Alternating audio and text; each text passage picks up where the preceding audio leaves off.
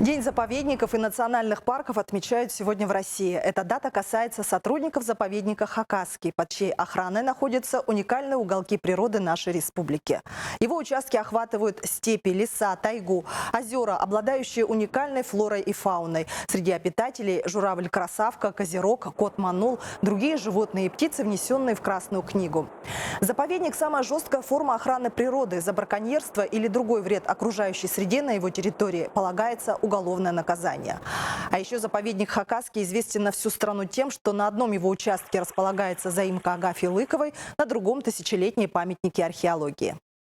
Есть чем гордиться. У нас совершенно потрясающие, уникальные участки. Мы состоим из 9 кластерных участков и отличаемся от большинства заповедных территорий России не только в биологическом плане, в большом количестве биологического разнообразия, но и в большом количестве ландшафтного разнообразия. Более того, мы отличаемся среди заповедников, не так много заповедников нашей страны, которые бы имели в своем составе огромное количество объектов культурно-исторического значения.